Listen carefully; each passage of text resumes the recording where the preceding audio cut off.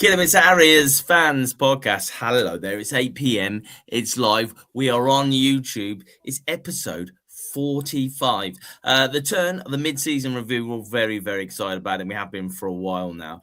But first, let me introduce you to your panel pushing the boat out. We have 6 in tonight, including myself. We start with the legend who has hung on for dear life since episode 1. It's Dr. Dreamy Dan. Hello, Dr. Dreamy. I can't do applause as well as doing this. So we'll do it at the end. The man who hates the FA Cup and don't let him get started on the FA Trophy. It's Mr. Kidderminster John. Hello, John. Hello. Good evening. The man who makes the ultimate Sunday dinner so you don't have to. It's only Matt. Matty's back again. There's only one thing that will bring him out on a Sunday night at 8 p.m. and we are so grateful he does. It's Nick Hatton. Hello, Nick. Hello. Hello. BBC have lent him for a little bit. I thought you were all muted then. Okay, that's fine. And not only is he the Housewives' favourite, but running for Parent of the Year tonight as well. It's Nick Haycox. Hello, Nick. Good evening. Of course. Sorry. You have the guy who is the fastest adult in the airport. That's myself. So there we go. Right. So before we head back to August, I wanted to play this. I really, really, really, really, really want to play.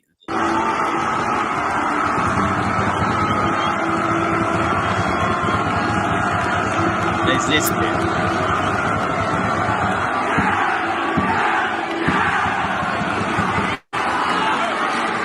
Absolutely love it.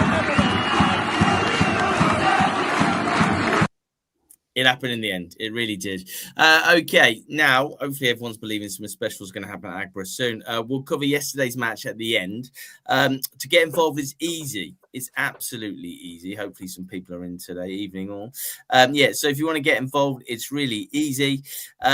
So if I find a place, all we got to do is we'll go through the months. So we got August, September, October, November, December. All you've got to do is give it a score out of 10. That is it. And then at the end, when I say, I just want everyone to put their number in. So I'm expecting the chat box to go absolutely mental with either a 2 or a 10 or something in between, something like that. So let's head back to August. Here we are. It's the Kidderminster Harriers Fans Podcast mid-season review. So August, fellas, started off on Saturday the 9th of August when we we won 1-0, with Scarborough Athletic. John, you're at the game. Can you briefly sum it up? Thought it was a really exciting start to the season. I think everyone was pretty excited about the way that we were playing football, the way that the squad had gelled very, very quickly. The term Murray Ball was coined in the North Stand, and I think we all felt that it was pretty positive. I don't think there were too many qualms about the fact that we hadn't scored more goals, even though we could have done. It was only later in the season that became a bit of a sticking point. But I thought really good start. Brilliant stuff. Thank you, John. Workshop. Did anyone else go to Workshop? We drew 1-1 with Workshop. Again, looking at it, we all thought we would have happily bulldozed them over. Anyone there? Anyone? Any thoughts on that 1-1? What about you, Dan? Any thoughts? Well, I think exactly that. I think we thought we were going to go out there and absolutely smash them. I think there was some nerves following Scarborough. I think that there was elements of, all right, this isn't quite as free-flowing as we expected. So going out to Workshop, I think we took a 1-1 away, start of the season. I think we were all feeling quite happy. But, I think there were some nerves, certainly following the Scarborough game and following that result as well. So we then moved on to a Tuesday night game, first one of the season, at home to Oxford. Now, I'm sure everyone thought that 3 points. In fact, I'm pretty certain everyone thought before these games were started that we'd get 9 points from the first 3. Nick Hatton, what were your thoughts there, mate? Harriers 1, Oxford 1. I didn't go, but I listened to it on the radio. I was driving back from work. Did Jack Byrne, as he scored for Oxford, if I can remember? He did. And then, we got the equaliser. Disappointing to drop points at home so early on. I think that was a big takeaway from that. Disappointing performance possibly as well after the Scarborough game. So, optimism starting to wane, I think, after that result. Well, it's okay. We're on 5 points from 3 games. That was all right. So my birthday, Saturday, 23rd of August, I was actually watching Hales Owen play Stamford next to me. That ended 1-1. But did anyone go to Fylde? John, were you there? I couldn't make Fylde. I think that was the one where I took my daughter to see You were with Coldplay. Chris Martin. You were with Chris Martin and Coldplay. Yes, Yeah. you were. Wes, you remember this every week. You keep forgetting and then remember it. What? And things. Fylde somewhere that historically we've not done particularly well, or done well against them at home, even, which is why yesterday was even better. But yeah, I think it's the first game we thought, do you know what, we'll probably struggle here, and to come away 2-1, having not been there, I think it was a case of, all right, well, tough side. We've not won the game, but let's see how we go from here. And obviously, things develop from there. Nick, you'd have been at Harriers Leamington 3-2. Riley scores last kick of the game. To be honest, the 97th minute in injury time. Thoughts then, because it kind of papered over the cracks, right? Are you on mute, Nick? I believe you are. Oh, hello. He's broken. He's been kidnapped by the housewives. They've got him. They've gone. Oh, no, Nick's gone. Might need to log out and log back in again. Oh, Nick. no. That's worked for Dr. me Dan before. spoken, the PC guru. You might need to log in and log out. There you go. Nick, he's gone. He's gone. Dan, were you there at Leamington? I wasn't at Leamington. Listened to it fine. on Hereford Worcester. Matt, were you at Leamington game? Yeah, I was, yeah. I thought we controlled pretty much 70 minutes of it. Found ourselves a couple of goals up. I remember saying to John at half time, we seemed quite flat with it, though, without really creating many problems for them. Of course, they equalised at the death, and that's when the problem started, really. But we got out of jail with a great Riley header from a lovely Luke Spokes corner. But we kind of left the ground thinking we've probably got out of jail there and we need to kind of toughen up a bit. But little did we know what waited us for the next couple of months. I think that was the start of probably the soft underbelly era that's thankfully seemed to corrected itself. Yeah. Nick Hatton, can you hear me? I can.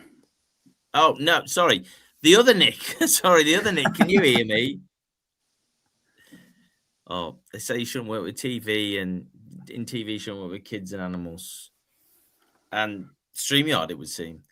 Nick, really? Can't hear you, mate. What is going on here?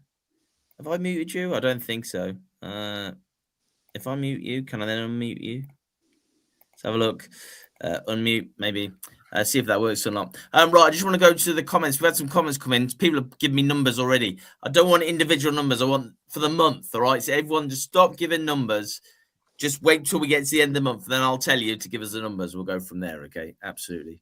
Right, okay. So where were we? Leamington. I remember I just was filming stuff for the podcast, and I was like, last corner, I'll just film it. And then Riley scored, and that was great and stuff. But then you thought, 3-2, we'll move on from there. And we did. We went to Curzon Ashton. I was also there as well. Nick Hatton, you were there, pal. Yeah, very, very scrappy first half. Really unimpressive. Adigan hooked after 20 minutes, possibly, maybe even earlier than that, hit by Murray. Spokes comes on. Excuse me. Spokes comes on in the second half. He was a difference, and we take the 3 points back. He really was. He really was. So there you go, ladies and gentlemen. That was the month of August. So we beat Scarborough. We drew Worksop. We drew with Oxford. We lost to Fylde away from home.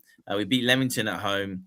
Curzon Ashton, we beat them away. That was a terrible game, by the way. Absolutely terrible. So give me your scores, please, gentlemen. So what do you reckon out of 10, lads, on the panel? What are we saying? We happy with this? What are we saying? All right.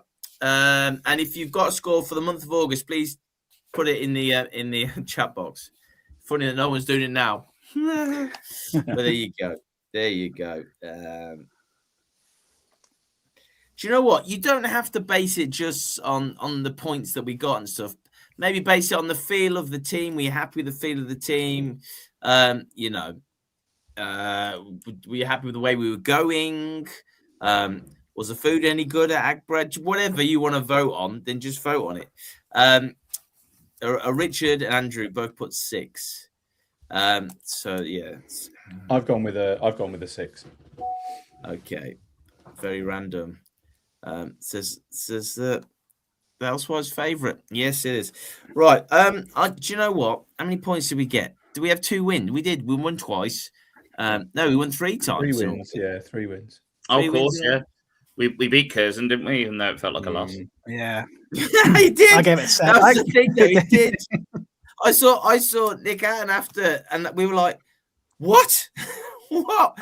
Really? Did that really happen?" Yeah. Okay. Bad. So, wait a minute. The way I could do this is right. We'll go Dan. Dan, you said 6. 6.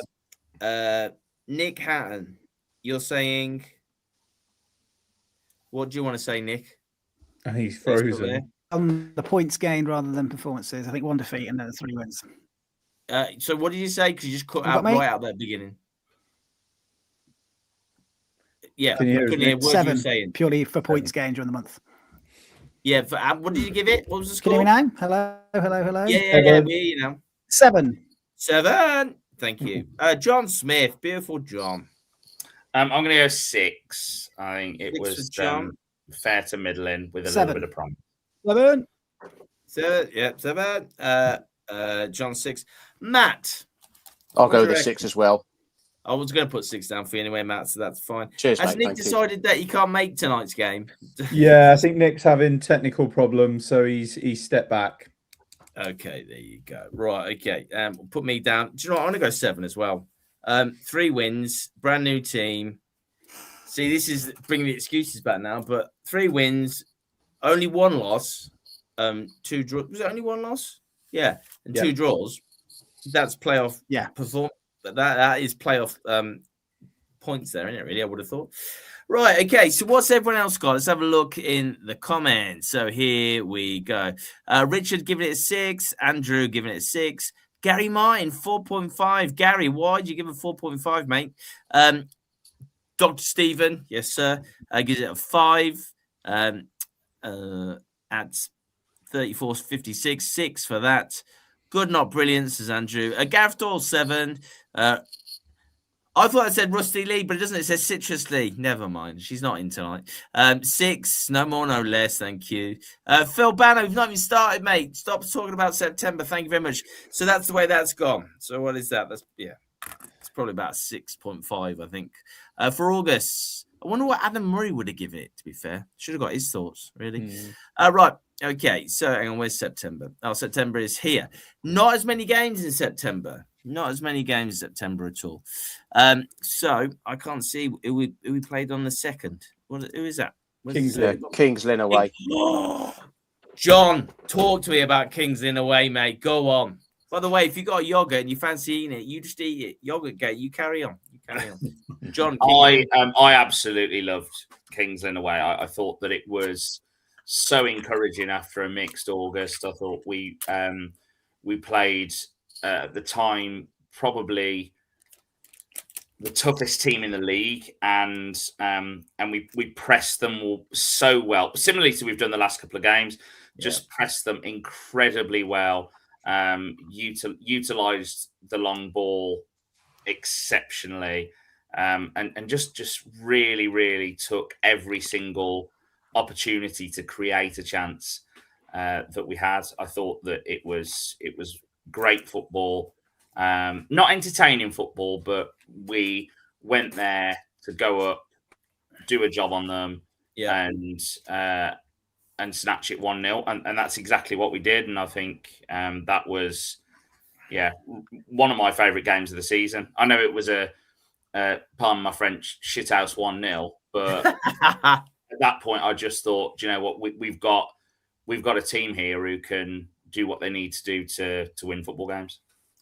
Absolutely. You said it wasn't entertaining, but it was edge of your seat stuff. For me especially, it was edge of your seat stuff because we were like, they're going to score 4, they're going to score. We kept doing that and they didn't, and that was fine. And also the lady, it was just, oh my God, that woman, John, she was so loud.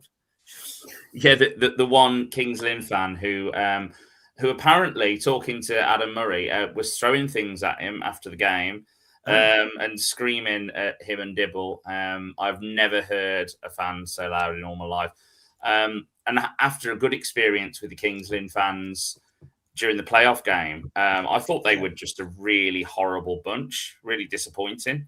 But yeah, I think the reason they were so angry was because we did a job on them. We really did a job on them, and we didn't go to play free-flowing football, but we went to do what we needed to do to get the 3 points, and we did that exceptionally well.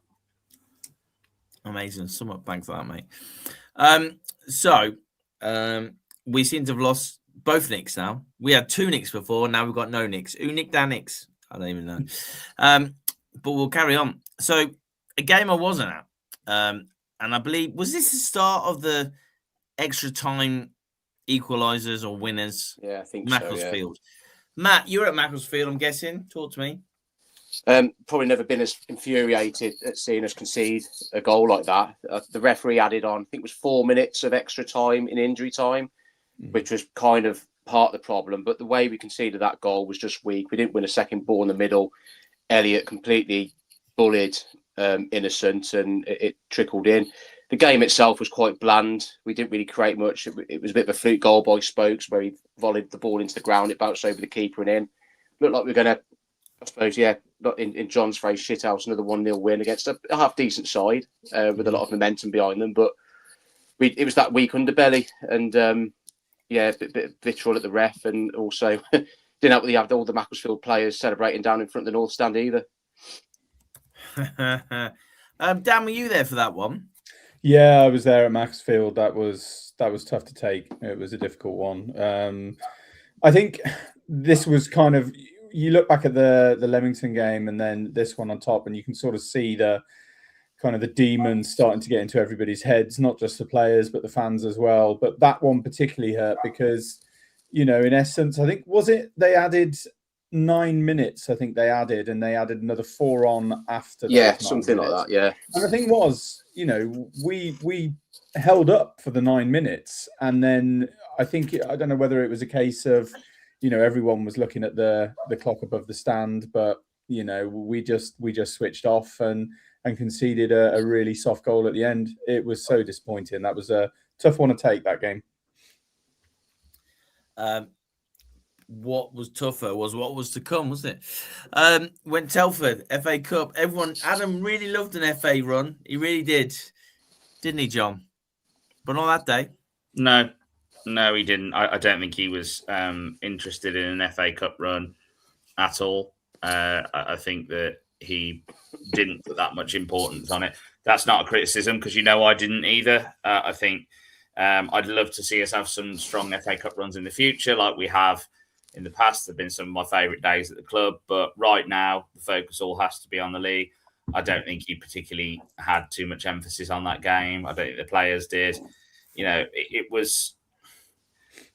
saying that it was people have said in the comments it was an awful performance.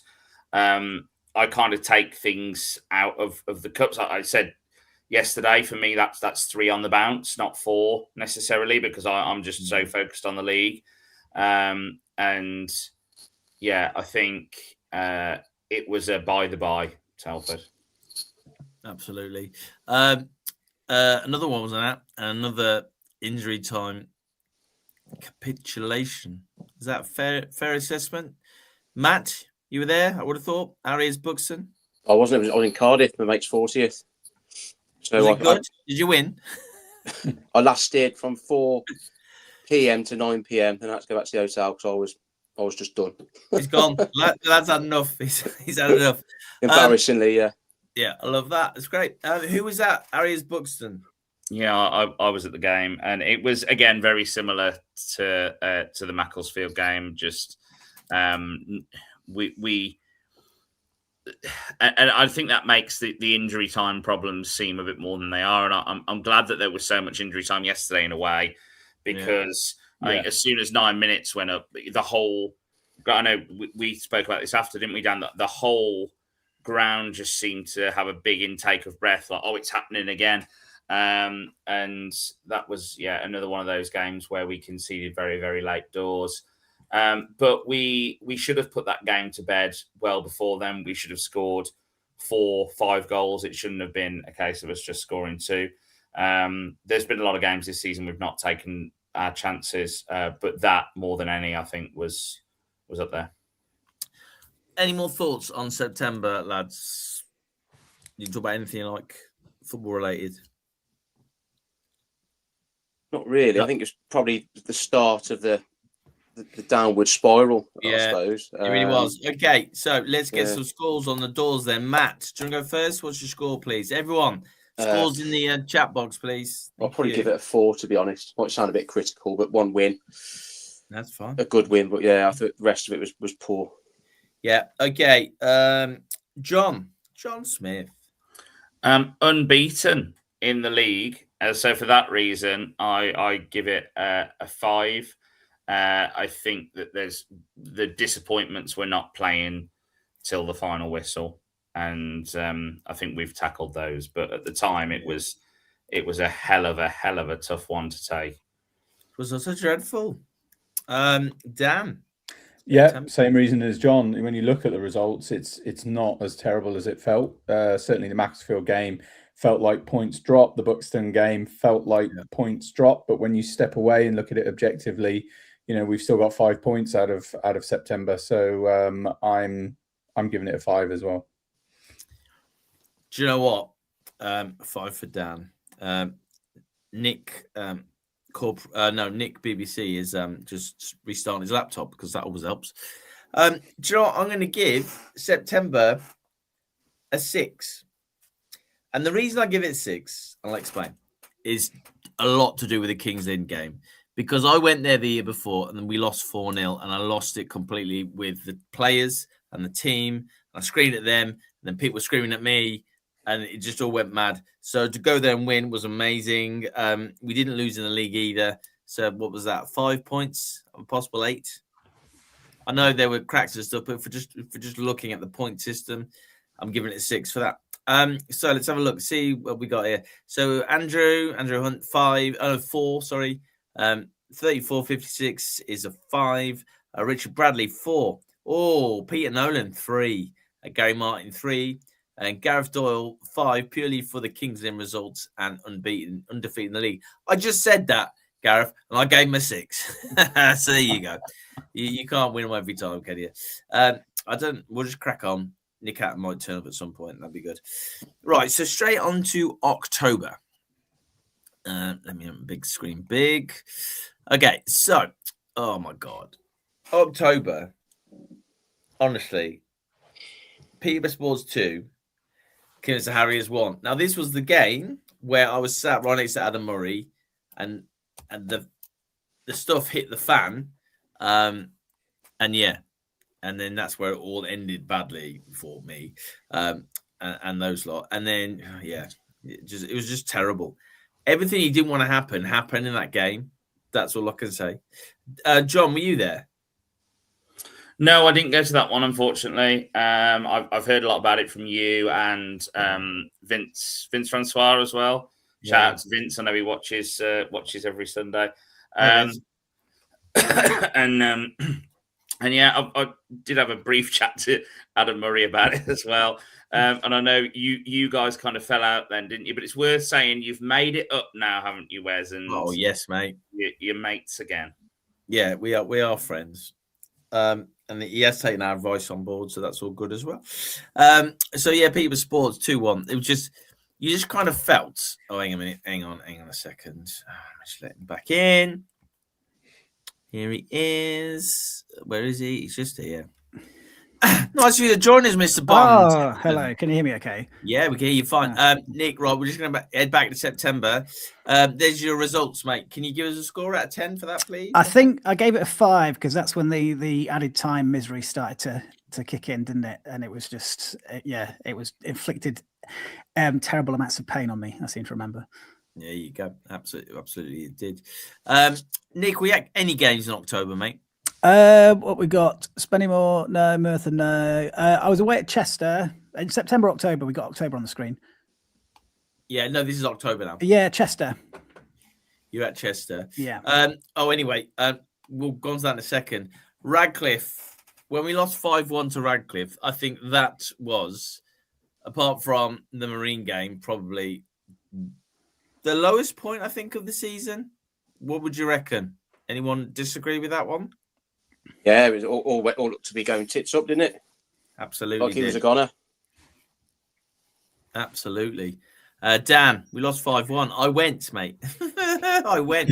It was terrible. What were your thoughts, pal? I wasn't there, but it was horrible. I think this was certainly with the things that happened at Peterborough, and then following it with the Radcliffe result, it sort of felt, and I hesitate saying this a bit because I want hope everyone thinks that what I'm saying is purely based on October, and it is, but it felt to me like Adam Murray was done in October, and I think that, after that clip you played at the start of this podcast, that's real credit to the man for his strength and his guile to turn it round. Because at this point, I was fearing for Adam Murray. I think things weren't looking good. This was also the game with the Luca incident, wasn't it? With the fingers up at the crowd, and I think it all was looking really, really dire for the management team.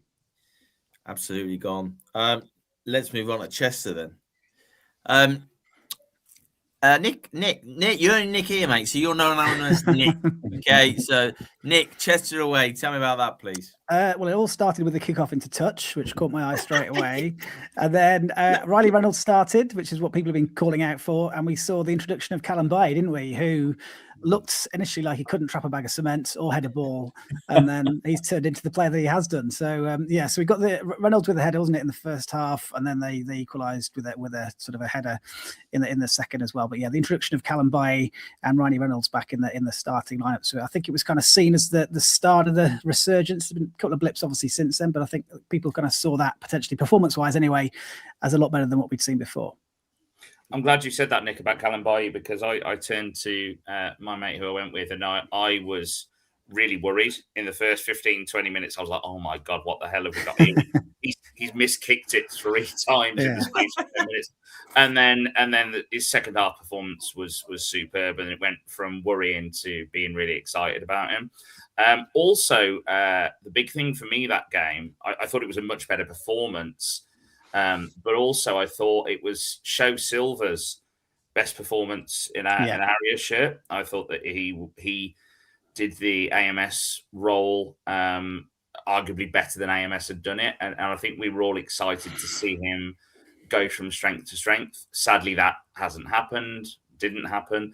But yeah, I think there were a lot of players who hadn't been showing up the last couple of games that really showed up at Chester. I think we deserve to win that game. Yeah. And I was disappointed as well. Love that. Thank you so much, John. Yeah, you do talk about Show Silver's greatest game of the season. Just the one great game of the season. So there you go. Right, let's move on to Merthyr. We had the boys on, didn't we, John? We spoke to the guys from Merthyr.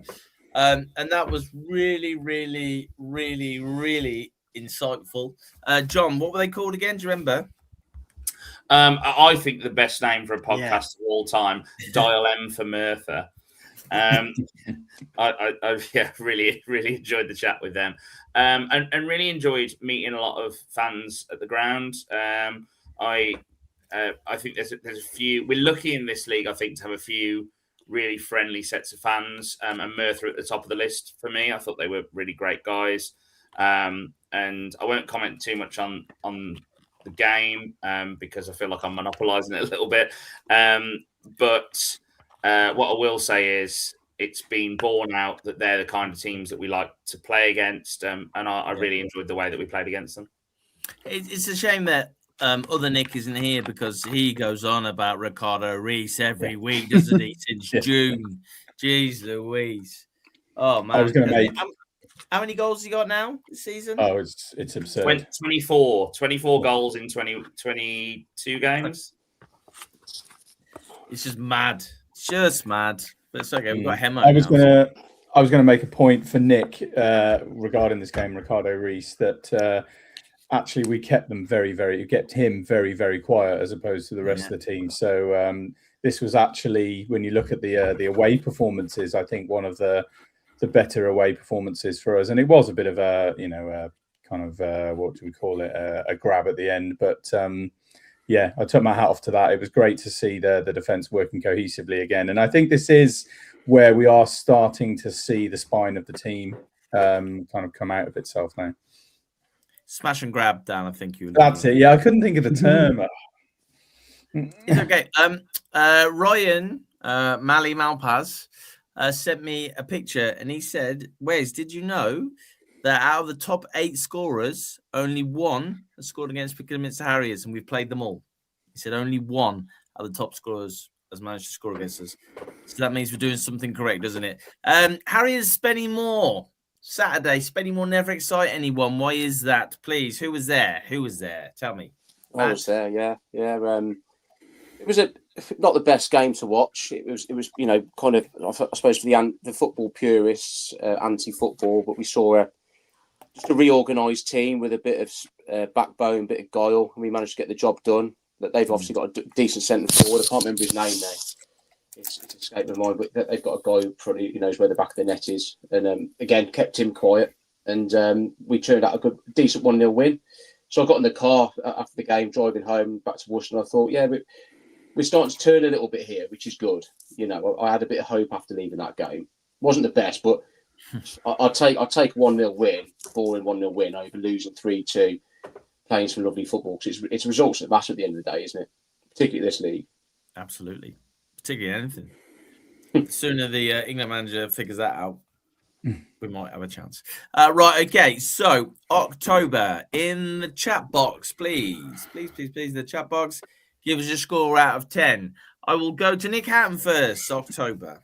5, bordering on 6, if you consider the Peterborough Sports and Radcliffe debacles. But things, I know, but things started to improve after that with the 5.5. I think 5.5. Okay, we'll try and break the 5. Yeah, the 5.5-ometer. Right, okay, 5.5. That's a good point. Lost 2, won 2, drew 1. So Dan, October, please. Yeah, I mean, I'm gonna sort of be a bit of a hypocrite here, because on the other months I've gone based on results, but this month I've sort of looking at this a little bit more from the mentality that was in the club in October, and I've actually gone with a 4 for October. I think it was at this point Adam Murray, and I think if he was honest about October, I think October was his worst month at the club. I think even though the results, when you look at them, and I'm sat here now going, actually, the results weren't terrible, but I think it was this point that Adam Murray and the fans found themselves at loggerheads. So I'm going to say a 4 for October. Sorry, Adam, but yeah, I think it was his worst month. John Smith. I'm going to go a 5, so slightly higher, but the Merthyr result is probably what has made that so high, if you can call a 5 high. It wasn't necessarily even the results, as Dan said. The feeling around the club, the morale, the atmosphere was just so dire, and it was a really tough month to be a Harriers fan, and I feel like we felt. I think even after 2 wins at the end of the month, I don't think it felt that much better. And I'm glad we're not in that place now. But yeah, that was a tough month. So 5 for me. 5 for you. Matt. Hello, Matt.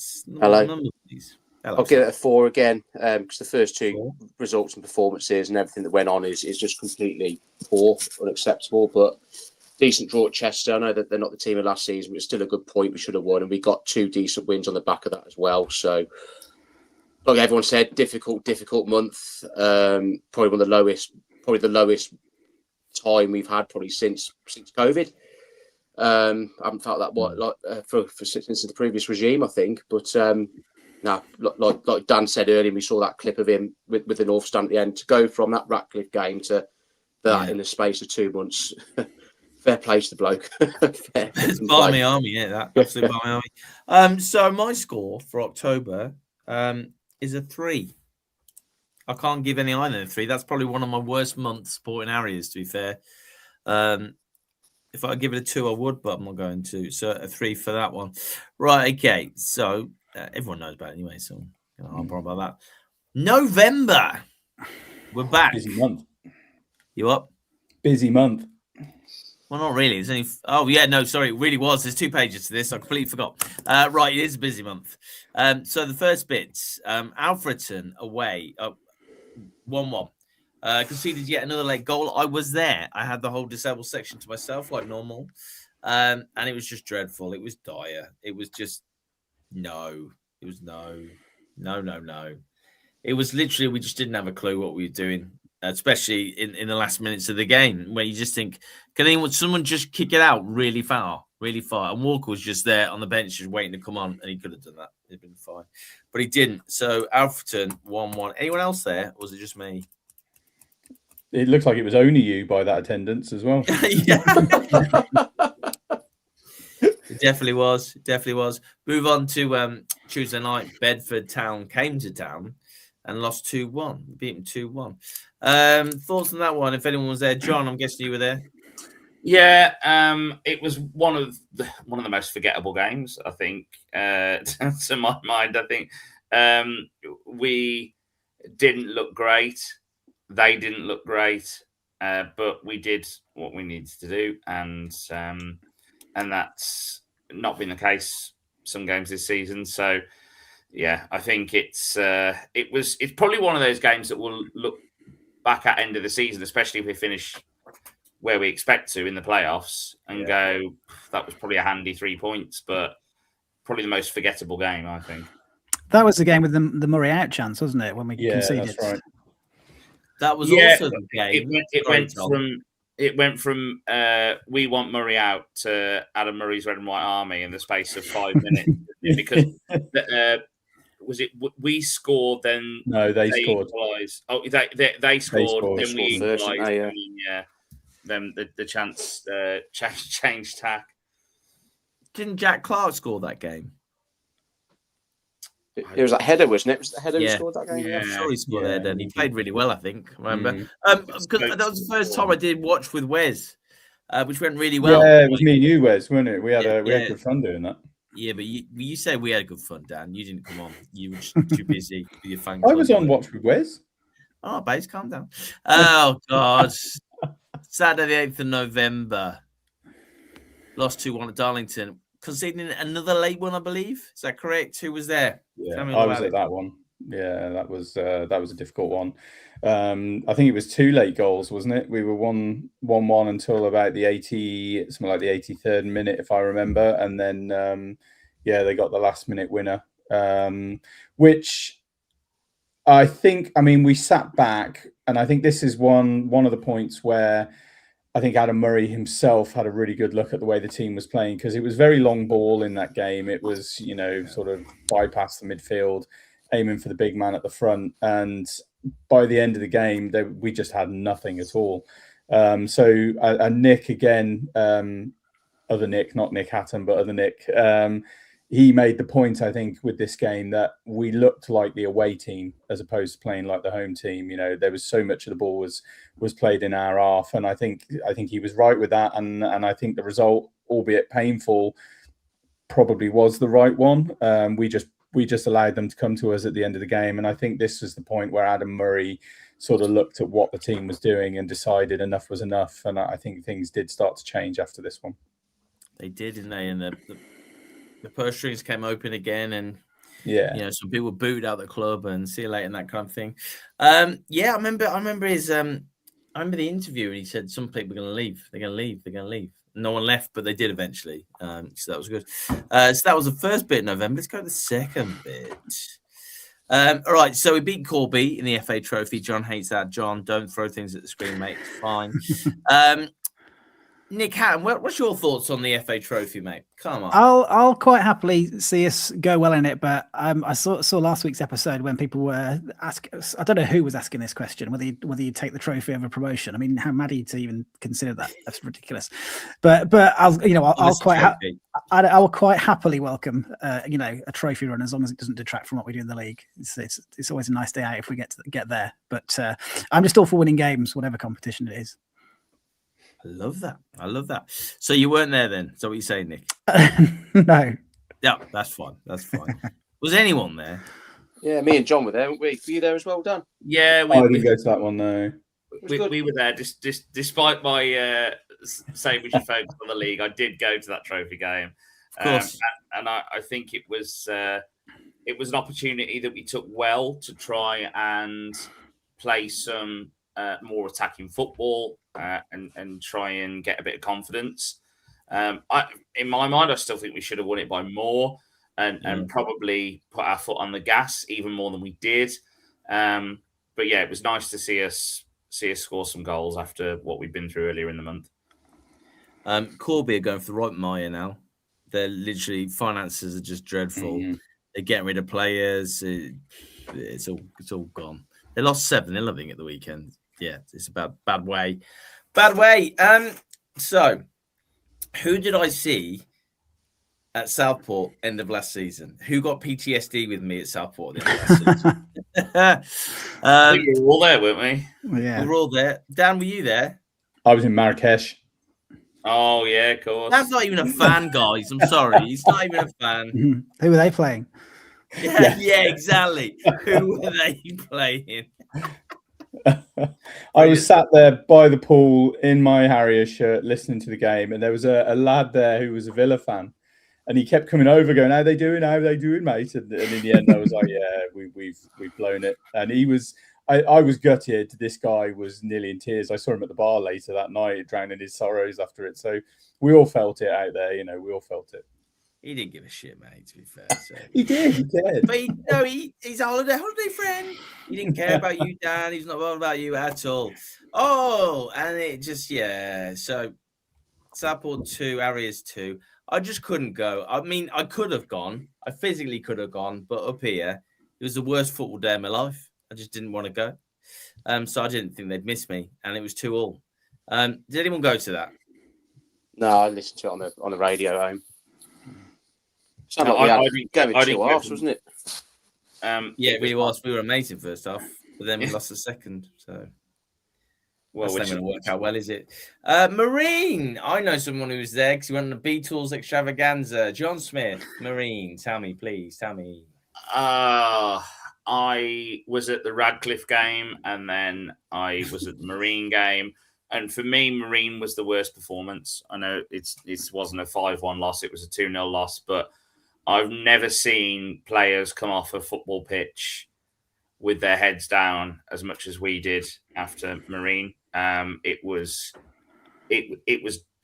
dreadful all over in terms of the way we played, in terms of the communication, in terms of the effort. And a lot of games, I can say at least we've put a lot of effort in.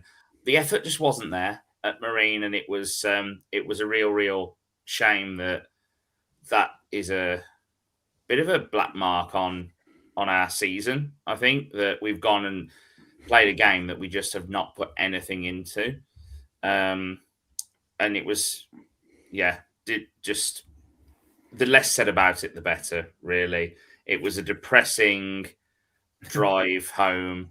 It was down to one lane on the M6. It took 3 hours to get home, and it was an awful game. And credit to every single Harriers fan who went and who stayed to the end, because for me that was a real low point. The only positive is, and I can't think of one player who played well at all, and I can't say that for any other game. I can't think of one player who played well. The only positive is, I think that was rock bottom. I think they all realised that something needed to change, and quickly, and that was essentially as low as it could go. And credit to those players who walked off the pitch looking downtrodden and like they were done with the game, for then turning it around the way they did in the next game, which is a nice segue into the Chorley game. Yeah. And then the start of something special happened. Just when you think you can't get any lower. And we've done a lot of chat about, I don't know where he goes from here, Murray. I don't know where he goes. How many times have we said that? I don't know where he goes. Is he going to leave? How many times have we done that this season already? It must be about 4 or 5, I think. So it was nice to play Chorley. And I don't believe we were any good. Is that correct? Who was there? Matt? Dan? I wasn't there, that one. I was working that day, so no one cares. Matt was in Marrakesh. Dan, I wish, mate. I went to the game, and it was a really tough game for us coming off the back of Marine, and I think the number one thing is that we all pulled together as a team, and I know it sounds like a lot of the interviews afterwards, stick together, pull together, but we actually did. And it would have been very easy after that Marine game to come out and not give a positive account of ourselves. And we really, really did that game. Chorley weren't great. And I would say that isn't the Chorley team that we played last season. Last season at home, I think we lost 3-0, did we, to Chorley at home? And 3-1. 3-1. And it wasn't the same team in terms of their performance. But you can only beat what's in front of you, and I think we rallied well.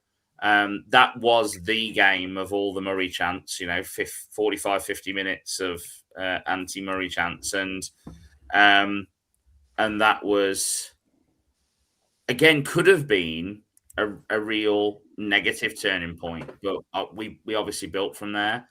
I don't think anyone left the ground after that Chorley game thinking we're going to win the league, but I think people left thinking, at least we've stopped the rot, as they say. Halted it wrong.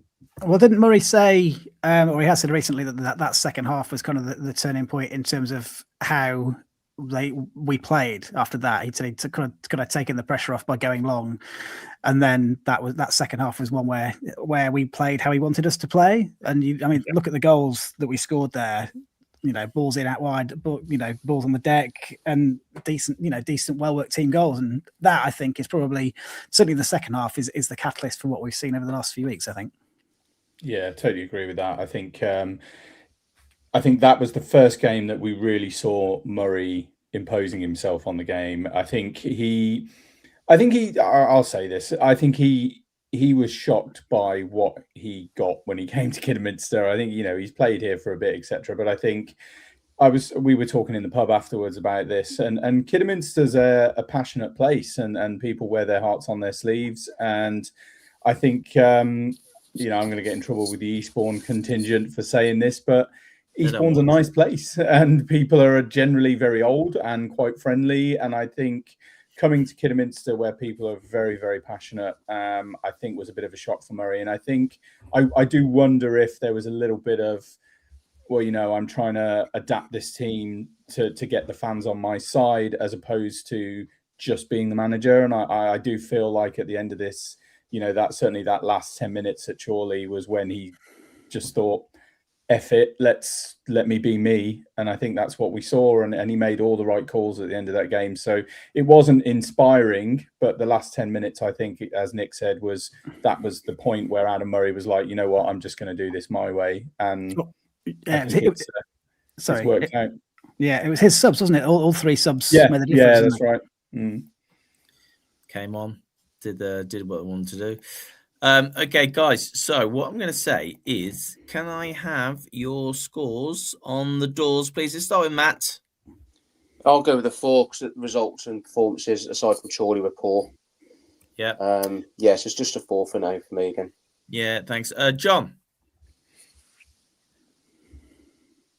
John, you're on mute. Spotify on mute.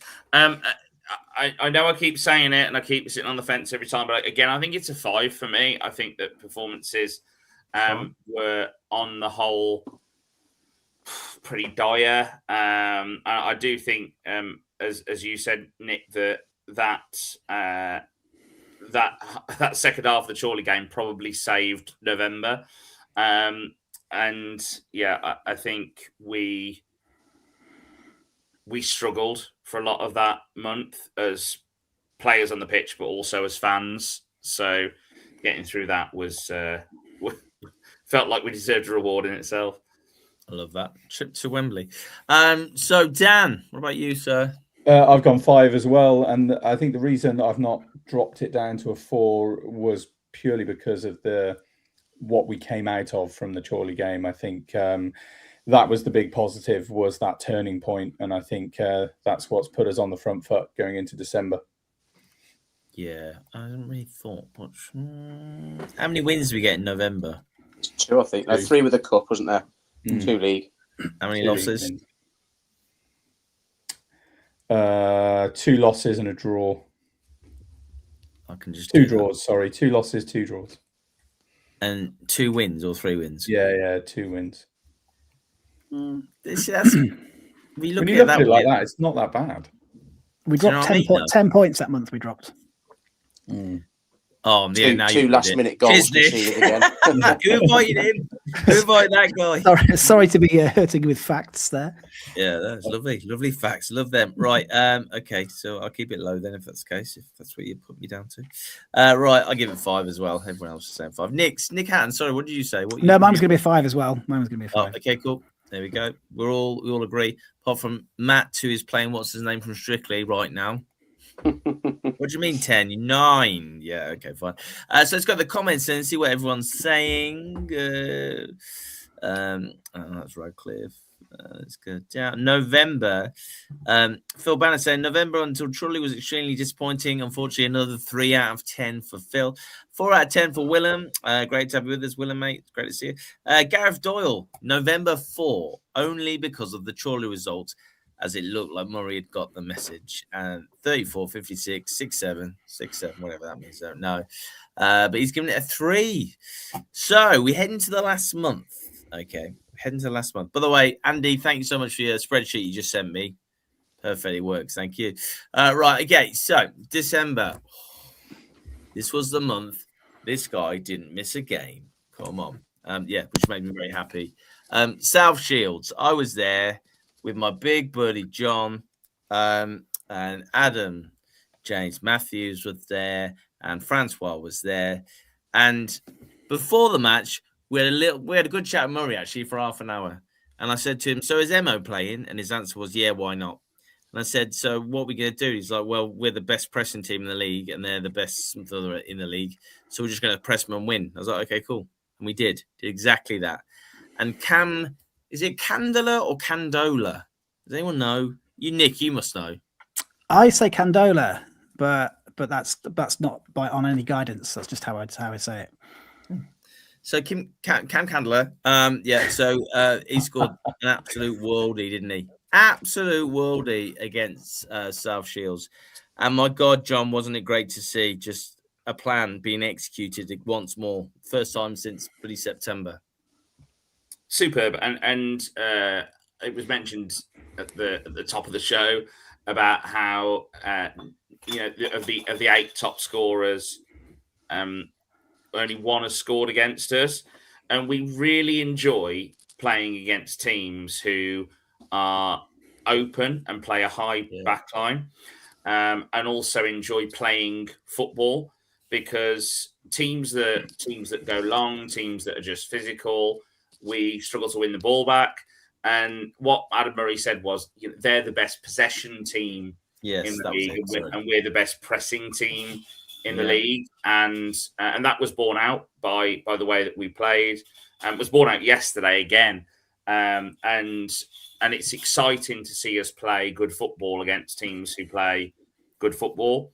And Candola's goal was superb, and the team performance was fantastic, and really felt a big shift in the morale after that, and the positivity on the pitch. The one moment where everyone's heart was in their mouth was when Cooper headbutted Tunney. Because that was an absolute shocker, man alive. And it was going ever so well for the first 10 minutes, or however long it was. And then both of them had to go off. It was like, oh, you're kidding me. But Obi came on and Candela came on as well. And it was just amazing. It just all fitted so well. It was brilliant. Really, really good. And that was Davis' first game back in a while, wasn't it? And then Adam Murray said before the game, he said, expect 45 minutes out of Digger because there's no way he could do any more than that. He lasted the whole game and more, including the injury time, the 5 hours of injury time added on at the end as well. So that's, honestly, if you give a 10, you would give a 10 for that game. John, agreed? Yeah, I don't think you can fault any player that game. I think everyone showed up. Everyone gave everything for each other. Like I said, the only thing I would mark it down on was we were still lacking a little bit in the communication side. Obviously, that was borne out by Tunney and Cooper clashing heads. Yeah. But I thought that was showing signs of improvement yesterday. So I think we're still, steadily climbing the ladder there. Absolutely. Workshop away. Going to Workshop again. I was there again. It was really cold. No parking. Didn't have a disabled toilet in the way end. So I had to brave it through the home people. Yeah. But anyway, Workshop away. Let's put this to bed straight away. Matt, did you think we'd win that? Yeah, I had a feeling we'd win. And I thought it'd be good. I'm not a fan of the trophy because we went through last week. But I think for momentum purposes, it was important. And for confidence purposes. Yeah. It's nice to get a win. I just knew, and I think everyone around me all the same thought that if it goes to penalties, we'll win because Dibble's pretty awesome at penalties. Talking about goalies who are great at penalties, Dan.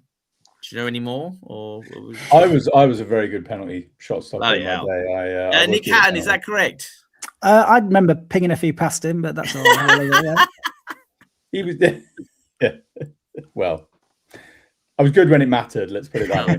Oh, okay. This was in training. It didn't matter at all. It didn't matter one bit.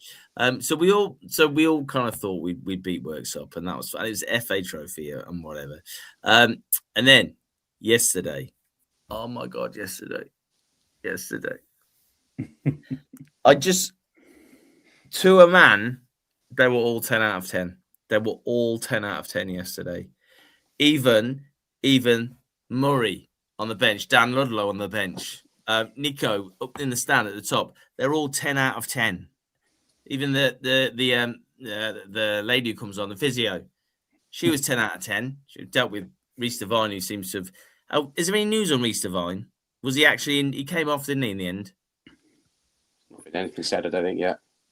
Nothing's been said. I think he went down, and I thought, "Oh, Gordon Bennett, like something really serious has happened here." And then he suddenly pinged back up again and was able to run for another 5 minutes, but he didn't look quite right afterwards. So I'm hoping it's just a light sprain, and it's something that he'll run off, and by training midweek he'll be feeling much better. Fingers crossed.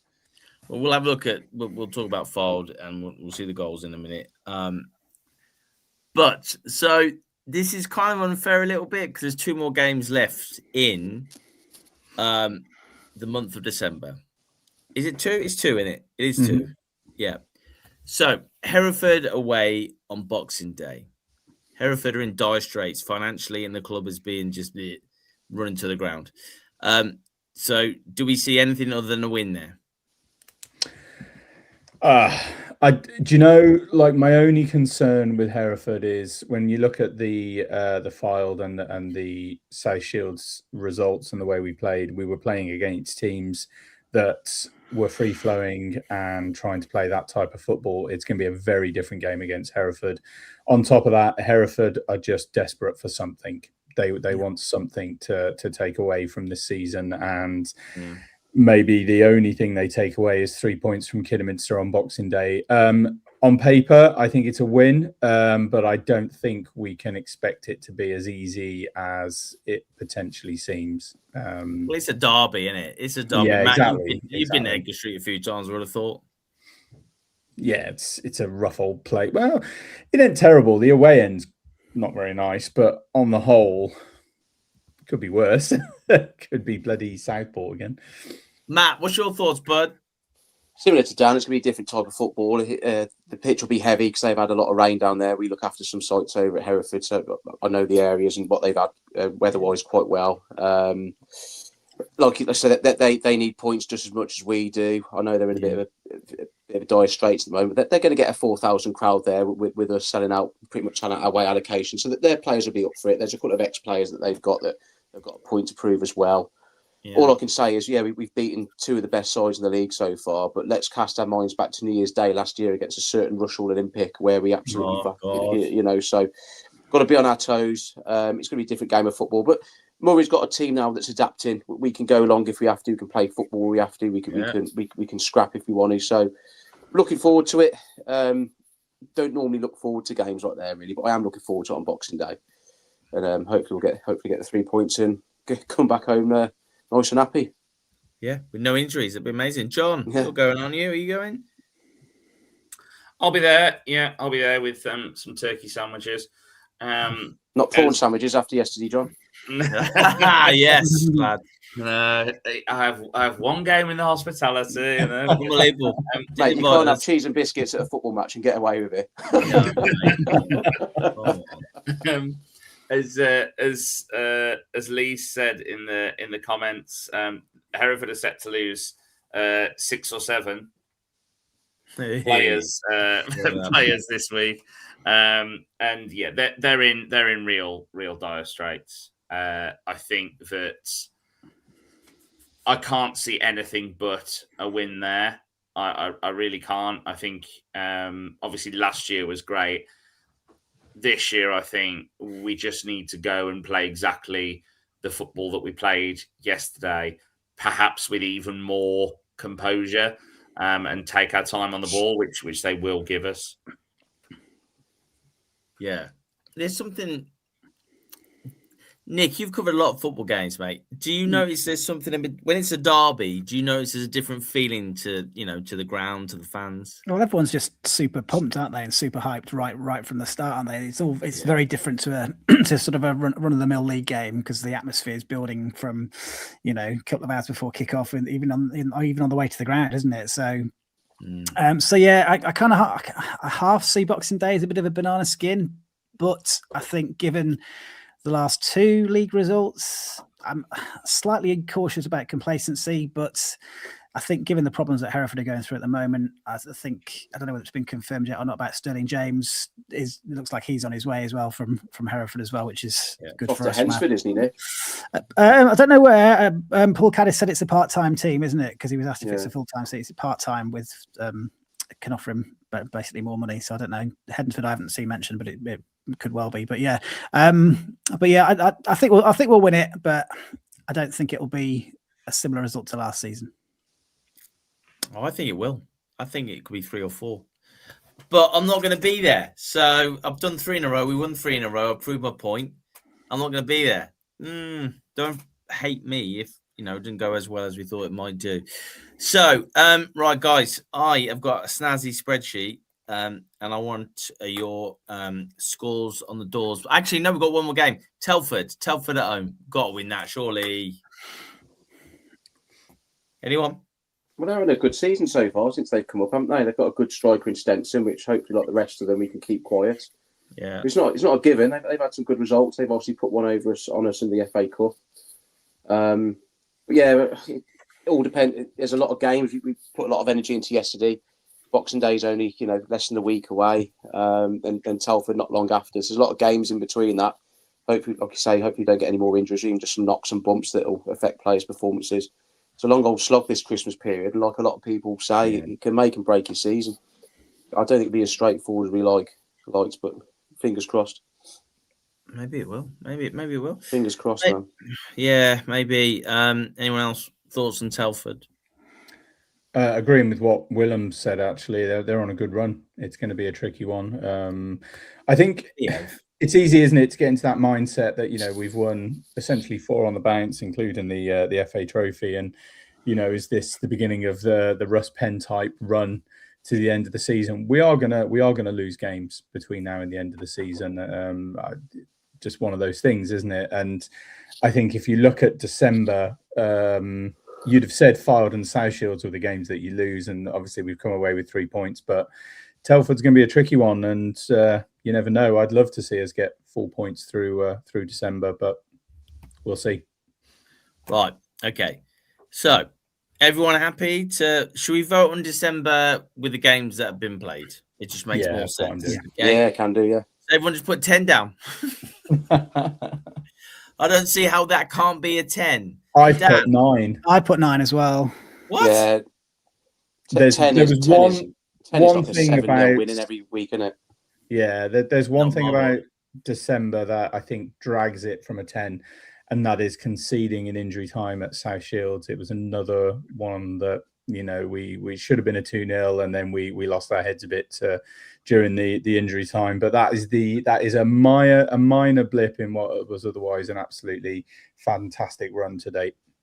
You weren't there, Dan. You weren't there, man. I know. John, you were there. What are you giving? What are you giving December? Is it 10? I mean, are we all forgetting that we lost the first game of December 6-1 in the Worcestershire Senior Cup? Oh yeah. No, but on a more league-based note, I've actually gone 10. Yes, I think that, and that is in the context of the previous month as well. I think that the way in which we have recovered in the football that we've played against the two teams that are battling it out for the championship, I think has been fantastic. And I think that every single player yesterday and against South Shields deserves credit. And every single member of the management team as well deserves credit. So it's a 10. It's a 10 from Len. Hey. It's 10 from John. Matt. I'll go with 9. 9. Yeah. Any reason? Yeah, I think 10. We're close to a 10, but I think you got to be perfect, haven't you, through that? So they say late goal. We haven't steamrolled teams. I think South Shields we could have won by more. It's harsh criticising their performance like that. We could have had a few more, put it to bed a bit earlier. But they're giving every other month a 4 or 5. I think 9. I'm very happy. I love that. Right, I'm just tying up the scores now. 9 for you, Matt. Okay.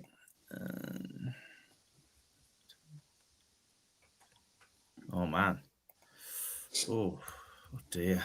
Poor Matt. Nick. Mine was a 9. As has been said, I think you have to be perfect to get the 10, but it's not far off a 10. I know we didn't beat Worksop in the 90, but as Adam Murray said afterwards, we sort of showed that we can come through that challenge. I love at the moment how confident everybody is if we head into a penalty shootout, which fans from sort of mid-90s onwards wouldn't have had that confidence, because we always used to lose penalty shootouts to pretty much whoever we faced, it seemed. So yeah, Dibs is a god at the moment when it comes to penalties. Bringing back memories of Plymouth in 98 there, isn't it? Yeah. Steve Taylor. Yeah. I absolutely love that. Right. Can someone just have a look at the comments in the thing just while I do our spreadsheet? I'll only be a minute. Yeah, having a look through. Gary Martin's a 9.9. Willem's an 8.5. Willem, why are you an 8.5? What's kept you out of the 9s? Yeah, Willem. What's going on, pal? Yeah. Andrew's 10 out of 10. 2 games to go. Come on, Kiddie. Loving that. Loving the energy there. Anyone else? Any numbers from anyone else? Josh Cowley, show us your numbers, mate. Now, Josh Cowley's kind of banned from everything that I do. Well, he's on here, mate. I've had some sensible conversations with him on X recently. So have you? Yeah. Has he changed? So I'll give him. They've been decent conversations about the Harriers, so I'll give him his due. Willem's backtracked. He's gone 9.5. He's claiming it's his fat fingers. Josh 8.5. Why the 8.5, Josh? Or have you got fat fingers as well? Dr. Stevens a 9.5. Right. Okay. So, gentlemen, these are the scores. Unless my maths is terribly wrong, which I don't think it is, but it could be. I mean, I don't know. Right. So, hello everyone. Hello. That was fun, wasn't it? Before I shared the results. Was that fun? Did you enjoy that? Awful. That was good. Just the worst thing on a Sunday night. It was good to look back on games that you kind of forgotten happened, really, in a sense, like the Bedford game. Like I was there, but blimey, it was forgettable. It's crazy when you look at where we were in October to where we were now, and also some of the results we picked up in between. Like the Scarborough game's a good result because they're up there. Obviously, the Kings Lynn result was decent at the time. There have been some good results in there somewhere along the line. So yeah, it's been interesting. Bit of a roller coaster, isn't it? Mm. So this is the scores on the doors. Now, if my maths are correct, Nick Hatton is the most positive person. Yeah, by half a point. Yeah, the way it still counts, mate. You put that half a point in, pal. You didn't have to. You put it in there. True. And Matt, poor Matt. Matt's not happy. Matt's ain't happy at all. There's probably a point in it, isn't there? You what? Probably a point in it, isn't there? Not much. Yeah, only the 4 Not condemned the season. The season's gone now. It's absolutely gone. So that's the way it's worked out. And the funny thing is, myself, Dan, and John all with 31 points. So there you go, eh? So how much did everyone else get? Everyone cancelled? No. What am I trying to say? Tallied up their points. Anyone tallied up the points at all? Yeah, that'd be good. So let's talk more about yesterday. Because the goal yesterday was Cooper to clear to the halfway lines and push on the back of Hemmings, but the referee said play on. Hemmings wins it at the second attempt, and nice crossfield ball that didn't just fall for Devine, picked up though by Cooper now.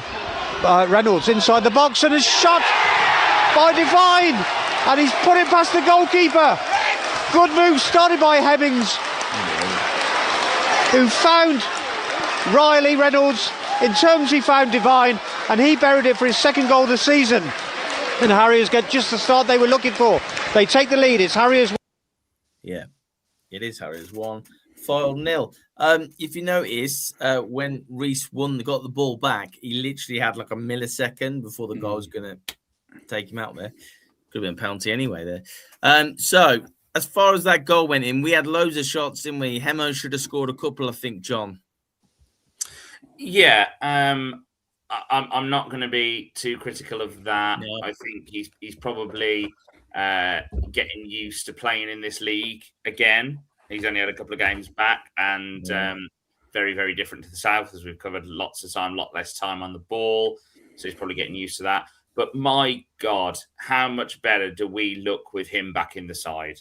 Yeah. Come on. I mean, what a great decision to bring him back on loan. He was brilliant against South Shields, but yesterday, everything that he is doing is then bleeding into the rest of the team. His confidence, his composure on the ball, the way that he is really leading by example. And the ball that he put in then, which I think he played on the outside of his foot, he did to find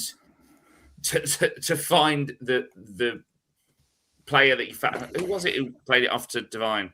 Reynolds. Sorry, Reynolds. Yeah. I mean, sorry, but I mean that was just an absolutely superb ball, and there were a few examples of that yesterday. Okay, I know that he's been brought back primarily to score goals, but his effect on the team has been far, far more than that, and I think that it will continue to be so. I thought Cooper, it's just from the start, where everyone was going, "Oh shit, everything, blah blah." He's just an absolute Rolls Royce. That boy. Someone said he was like Jordan Henderson, like the Conference North Jordan Henderson, the way he plays and stuff. And that might be Nick, to be honest. I don't know. Not Hatton, other Nick. So there you go. He was very good yesterday. Got us playing from deep. Did the basic stuff really well. Protected the back three really well. That midfield of him, Davis, and Reynolds has got a good blend amongst it. That's a really good. And Cooper's an experienced guy. He's played a lot of first team games. He's been around the block for a lad in his 20s. Yeah. Nick Hatton, have you commentated on Cooper at all? Do you know? Do you remember? No. I had to do a bit of research when I saw that we'd signed him, but no, I can't remember off the top of my head. I may have done a game involving him, but he doesn't really stand out. But as you say, Matt, the sort of experience that he's got is invaluable, isn't it? Alongside Digger and Riley, who's not got the experience, but you wouldn't know it. Kind of looking at the game yesterday. Is he a conference winner? No, National League winner, Cooper? Yeah, he's won it all. Yeah. He's won the National League. He's won the South, I think it was. Yeah, what he was doing in the South, I don't know. He's too hard for that South, that boy. So maybe he bullied them all. Oh, he's at Yeovil, wasn't he? That's why. Yeah. So that led to this. Oh.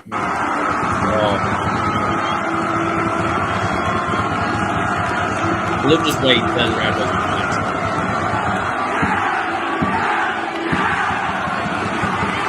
More punches than that than Jake Paul did on Friday night.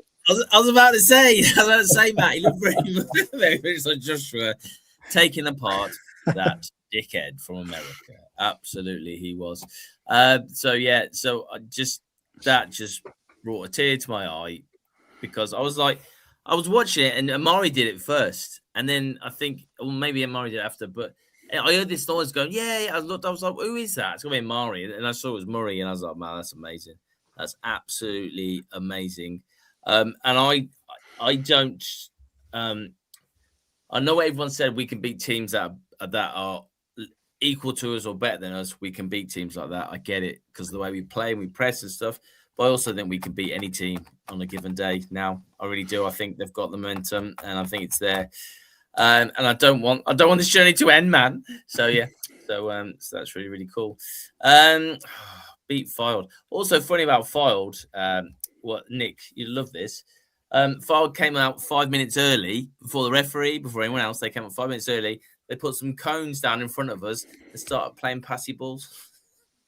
I was like, are you practicing for 5 minutes before they come out and play again? What are you doing? They're just terrible. Oh, Filed, we schooled them, man. We absolutely schooled them. Is that performance of the season? Because I thought South Shields was, but then that came along. John, what do you reckon? It's a tough call, really, for what performance of the season. I still think Kings Lynn is right up there. Yeah. But I think Richard Bradley's made a really good point in the comments. Can we press like that against the usual hoofers, as he's put it, as South Shields and Filed and Kings Lynn and Merthyr? We've beaten them all. Yeah. And they're teams who love to play football. They love to keep the ball on the deck. They love to keep the ball in possession. And we love to hassle it off them. Yeah. How do we change? Or is it that we change? Or how do we adapt our game to be able to play against your Herefords and your Telfords? Because that's the challenge. I know Telford are going well. I know they've had a good run. I know that, Stenson's doing well for them. Ironic that he was tin for us. But,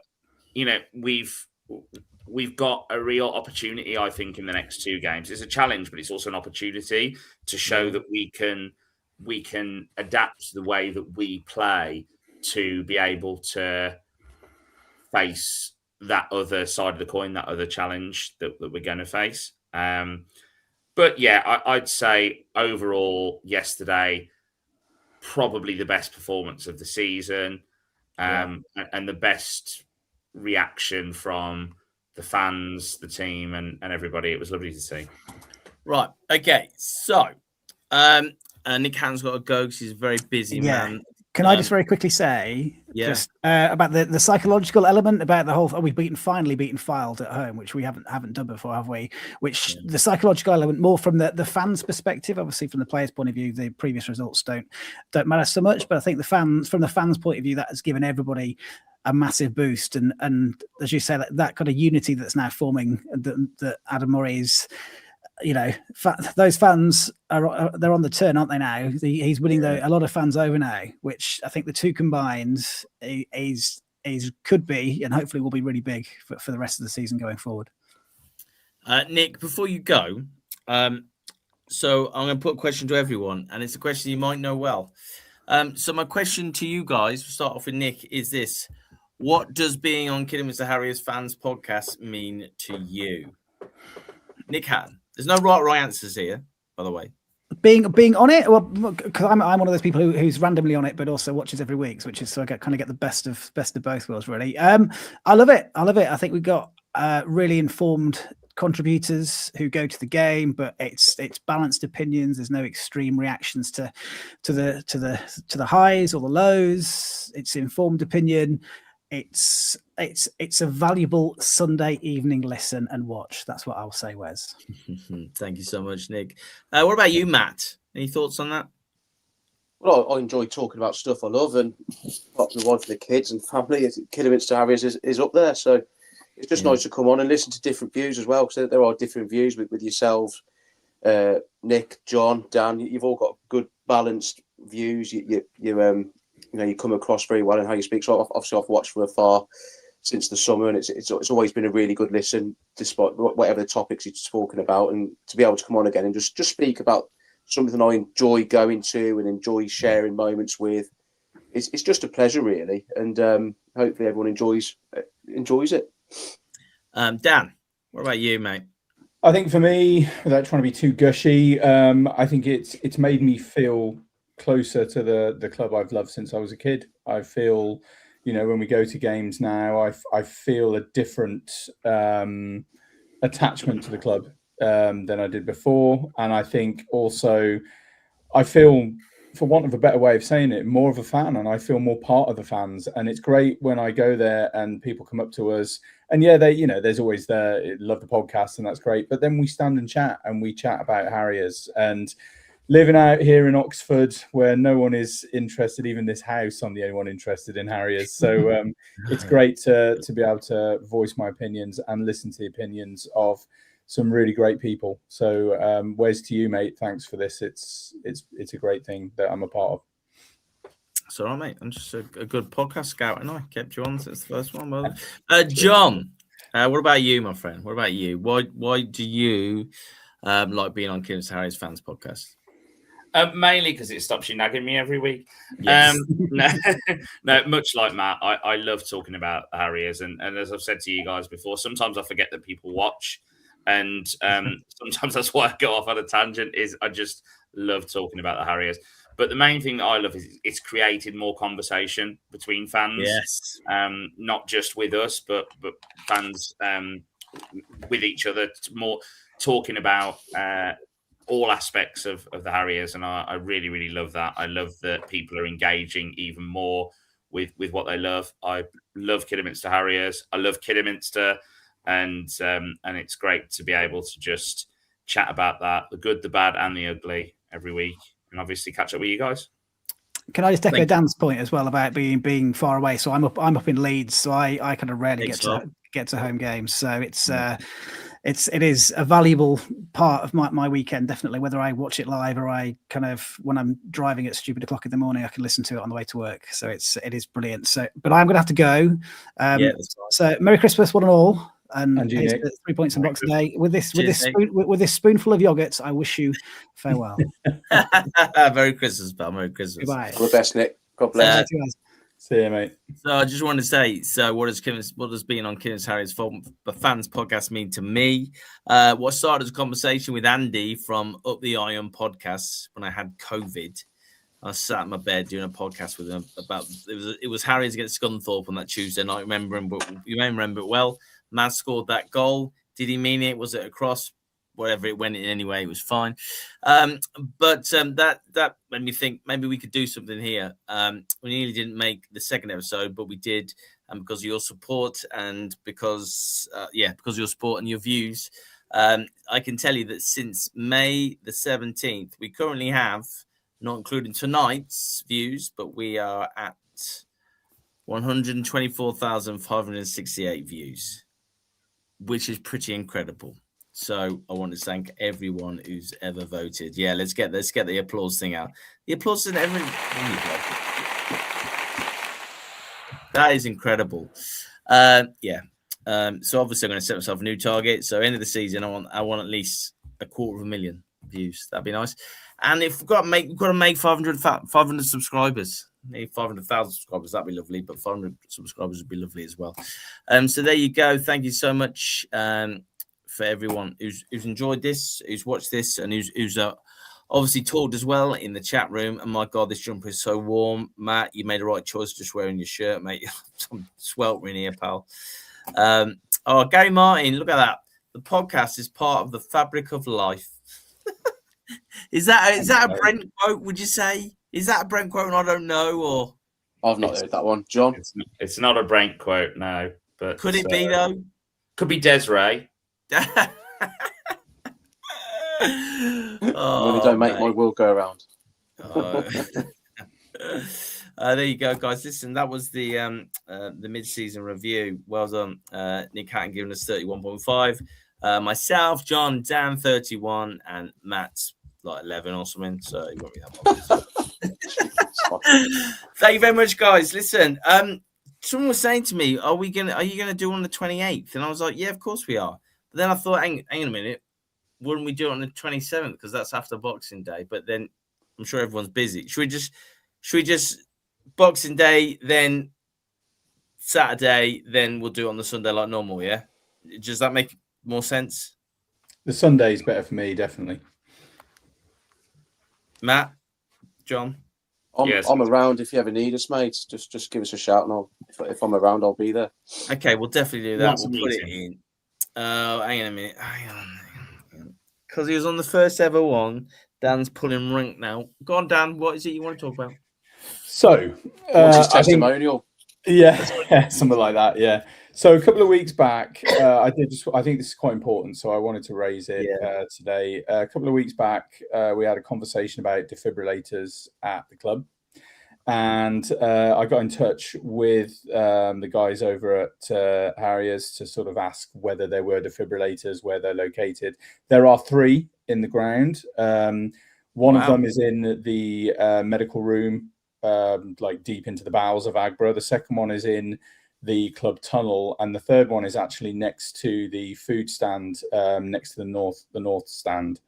But they have specifically they sent me a message with or an email, I should say, with this, which I want to read out verbatim because I think it's important. And they're basically stating that in case of a medical emergency, spectators need to contact the nearest steward and they will take it from there. The club has highly trained medical professionals and plans in case of a medical emergency. So if something horrible does happen, be it to people who are around or something in your stand, then the plan is to get in touch with your nearest steward and they will take action from there. So it's good to know that the club's got that in hand. It's good to know that the equipment's available if needed as well.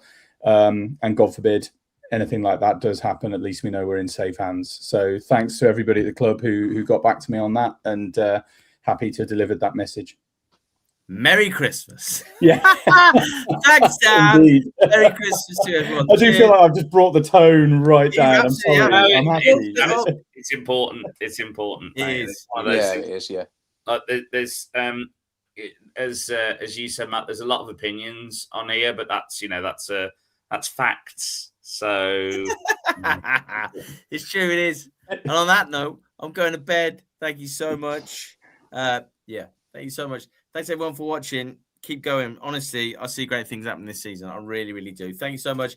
Have a brilliant Christmas. Merry Christmas to everyone. Christmas. Cheers, guys. Thanks, man. Merry Christmas. Godspeed. Bye, guys. Goodbye. Yeah. Bye.